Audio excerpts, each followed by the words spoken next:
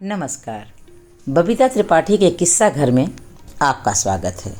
मेरे प्यारे बच्चों और दोस्तों, कहानियों के पिटारे से इस बार मैं आपके लिए निकाल कर लाई हूँ महाभारत की एक अनकही कहानी। तो बच्चों, कहानी सुनने से पहले इस चैनल को आप लाइक, सब्सक्राइब और शेयर करना बिल्कुल मत भूलिएगा। और हाँ, साथ ही साथ बेल आइकन को भी ज़रूर दबा दीजिएगा ताकि जब भी मैं कहानियाँ अपलोड करूँ आप तक उनकी नोटिफिकेशंस ज़रूर पहुँच जाए। कहानी का नाम है गंगा और शांतनु।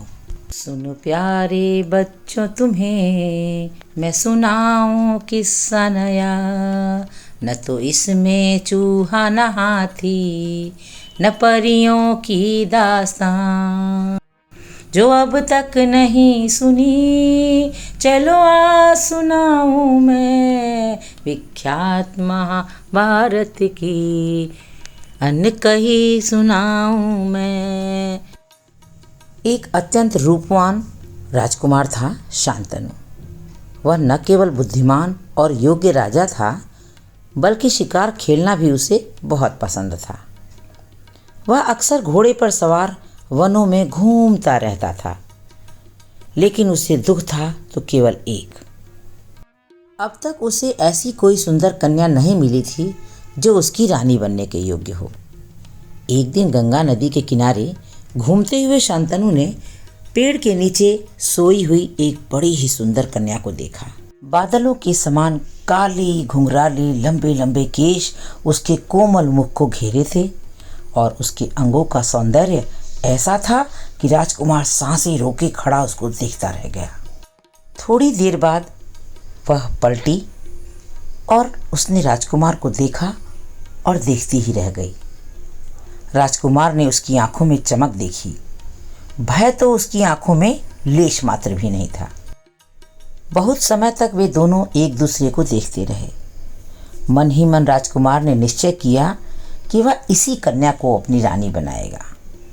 फिर वह बोला, हे रूपवती कन्या, इस पूरे राज्य में बहुत खोज करने के बाद तुम्हें ही अपनी पत्नी बनाने के योग्य मैंने पाया है।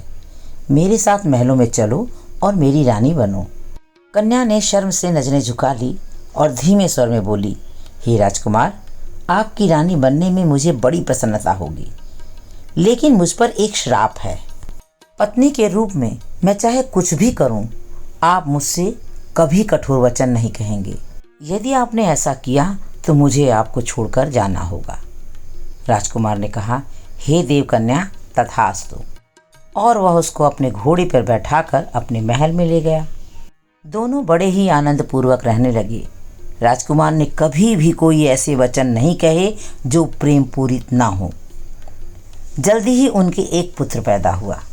राजा को यह देखकर घोर दुख हुआ कि उसकी रानी ने पुत्र को गंगा नदी में बहा दिया। राजकुमार को कुछ भी कहने का साहस न हुआ। उनके 6 और पुत्र हुए। उसने उन सब को नदी में बहा दिया। लेकिन जब 8वें पुत्र को बहाने लगी तो राजा अपने आप को रोक न पाया। वह मन ही मन बड़ा दुखी हुआ। आह महादुख दैव्य मैंने किससे ब्याह किया, आह महादुख दैव्य मैंने किससे ब्याह किया, आकर्षक मुखड़े के पीछे पापी हृदय छिपा, आकर्षक मुखड़े के पीछे पापी हृदय छिपा। उसने सोचा, ओह, मैंने एक राक्षसी से विवाह किया है। इसके आकर्षक मुख के पीछे इतना पापी हृदय छिपा है। और वह बड़े क्रोध से बोला, तुम कौन हो? क्या तुम कोई हत्यारिन हो जो मेरा सर्वनाश करने आई हो? राजा ने बड़े कठोर शब्दों में ऐसा कहा। यह सुनकर रानी उसकी ओर मुड़ी। तब वह पहले से भी और अधिक सुंदर दिखाई पड़ रही थी। वह बड़े ही मधुर स्वर में बोली, हो महान राजन, तुम्हारी है सहन शक्ति भी अपरंपार। चकित हुई मैं देख के कैसे चुप बैठे थे अब तक आप। सुफल मिलेगा निश्चय इसका, पर मेरा वर थोड़ा है। कहे कठोर वचन है मुझसे, अब मुझको जाना होगा। कहे कठोर वचन है मुझसे, अब मुझको जाना होगा। अर्थात, हे राजन, आप महान हैं। आपकी सहन शक्ति को देखकर वास्तव में मैं चकित हूँ। और इसके लिए निश्चय ही आपको सुफल प्राप्त होगा। परंतु अपने वादे के मुताबिक मुझे आपको छोड़कर जाना होगा, क्योंकि आपने मुझसे वादा किया था कि आप मुझसे कभी भी न तो कठोर वचन कहेंगे और न ही मुझसे कोई प्रश्न करेंगे। लेकिन राजन, आपने दोनों काम किए। मैं गंगा हूँ, गंगा नदी की पुत्री। देवताओं ने मुझे आपके पास भेजा था। जिन 7 पुत्रों को मैंने नदी में बहा दिया वे दिव्य थे। उन्हें श्रापवश इस धरती पर जन्म लेना पड़ा था, पर वे जन्म लेते ही इस जीवन से मुक्ति पाना चाहते थे। देवताओं द्वारा इस कार्य को करने के लिए मुझे चुना गया था। लेकिन राजन, 7 को तो मैंने उनके श्राप से मुक्ति दिला दी, परंतु 8वें को धरती पर अब लंबा जीवन जीने का श्राप मिला है। इनकी माँ बनने के लिए मैंने मानव शरीर धारण किया था।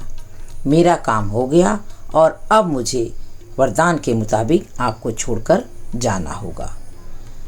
जिस पुत्र को आपने बचाया है उसकी भली भांति देखभाल करिएगा और मेरी खातिर इसका नाम गांगेय रखिएगा। राजा शांतनु यह सुनकर बहुत दुखी हुआ।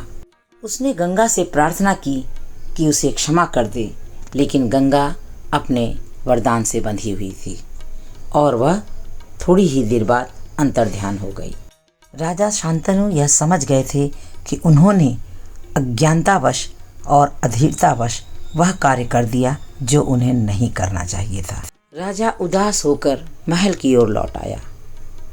आगे चलकर इसी गांगेय का नाम भीष्म पड़ा।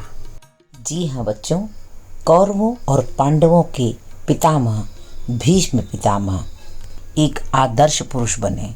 वही भीष्म जिन्हें हम भीष्म पितामह के नाम से जानते हैं।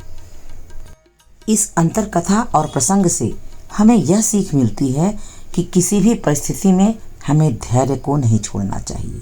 साथ ही साथ यदि हम किसी को वचन देते हैं किसी काम को न करने का, तो हमें अपने वचन का पालन भी हर हाल में करना चाहिए। मेरे एक बहुत प्यारे लिसनर अभिषेक ने मुझसे कहा था कि कुछ महाभारत की कहानियाँ सुनाइए। उन्हीं की डिमांड पर मैं आज आपके लिए ये महाभारत का प्रसंग लेकर आई थी। तो आपको कहानी कैसी लगी मुझे कमेंट बॉक्स में लिखकर ज़रूर बताइएगा और yes, like, subscribe and share करना बिल्कुल मत भूलिएगा।